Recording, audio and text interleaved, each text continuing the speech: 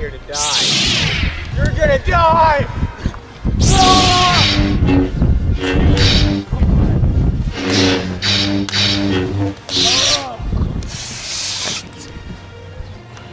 You killed my Padawan, so you must die. A foolish Padawan and a foolish master.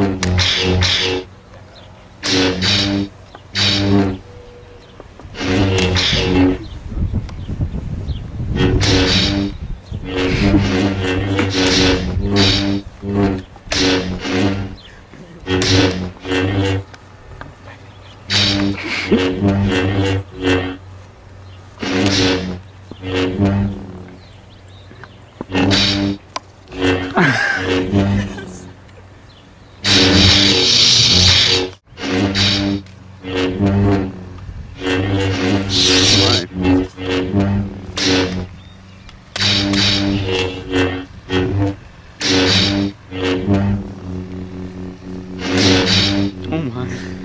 Holy cow, what was that?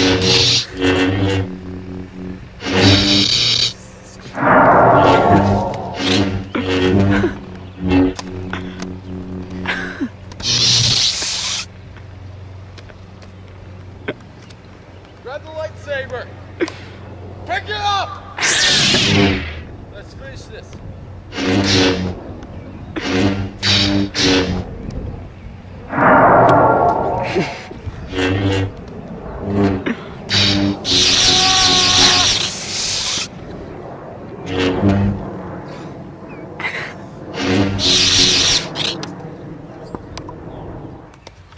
Looks like my arm's hurt. I guess I'm gonna need an X-ray. Mr. Schwan, don't you want to wear a helmet? I'm Scott Schwan. Now I'm most excellently not going to wear a helmet because this beautiful face is not going to get ruined by an ugly helmet. I'm about to ramp over this beautiful ramp that we most excellently made. Ready to go? And remember that I'm Scott. Scott Schwan!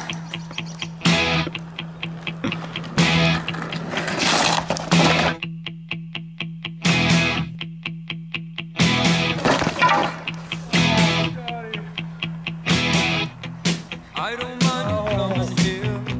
What are you doing? Wasting all my time.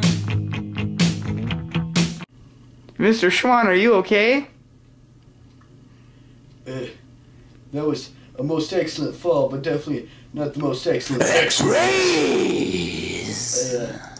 I think I'm not gonna make it through this one. I'm gonna tell you all kids at home to wear your helmets and your other equipment. We're doing stuff like me, 'cause I'm so good looking. Don't ruin this face.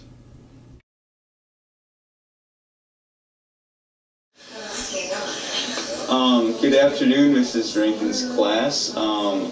Today I'm here with Nancy at Smile Care in Fargo, and we will be asking some questions about x-rays. First question, why do people need x-rays? Well, people need x-rays for a couple of reasons. Basically to check for any type of disease. In the dental office we check for cavities, and we also check the bone on the x-rays. Some people have gum disease and they start to lose bone, and we can see the level of the bone on the x-rays. And also, sometimes people even get tumors in the bone, and we can see that on different types of x-rays. So that's why we take them. There are areas that we can't visually see, so then the x-rays help us to determine if there is a need for treatment. How do x-rays work? Well, the x-ray machine is like a camera.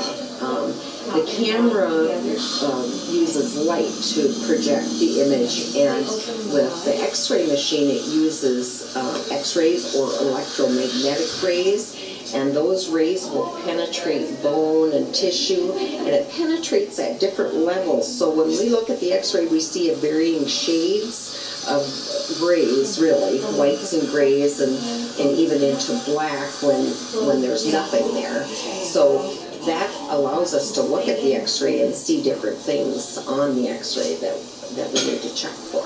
This is called an x-ray sensor, and we have one end that's plugged into the computer, and then this end is actually what the x-rays expose.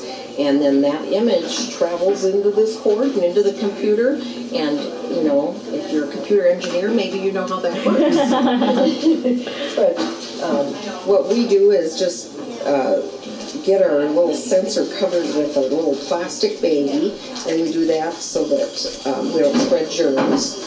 And we have a little sticky attachment, and then this part of the x-ray holder goes on the outside of the mouth, which is wonderful because you wouldn't want that on the inside of your mouth. And then our x-ray head machine is right in here, and we pull that out, and when we put it in someone's mouth, we place it in their mouth, and then the x-ray head, I'll get it turned around, is lined up with this little guide, we'll call it, and then we bring up, I'm going to bring up Brian's chart here on the computer screen. How did you learn to run an x-ray machine? Well, when I went to dental hygiene school, that's where I learned how to, as part of our curriculum, we actually had a class called radiology where we learned about x-rays and all that scientific information about Röntgens and kVp and milliamps that I can't remember anymore. But we learned all of that in our classroom, and then in our clinic setting, we learned how to take the x-rays. We learned how to place them in the mouth and how to take them apart and develop them, and we used that old tank method back then, so that's where I learned.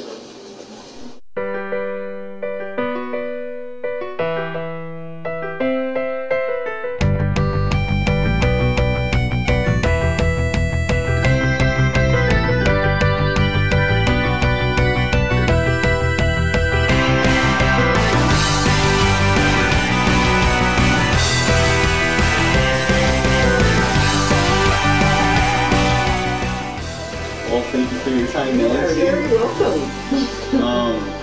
Well, thank you for watching the video, and I hope I get an A.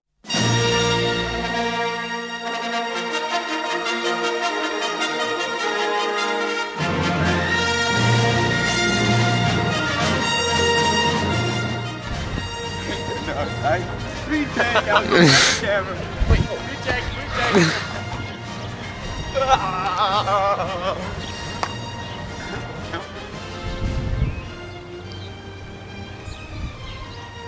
No, now we switch scenes. Don't worry, we can edit that out.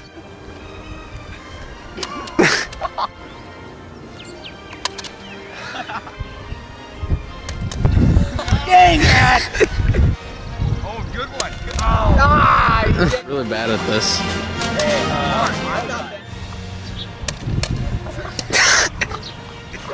Stop it! Wait, what am I supposed to say? Is it recording?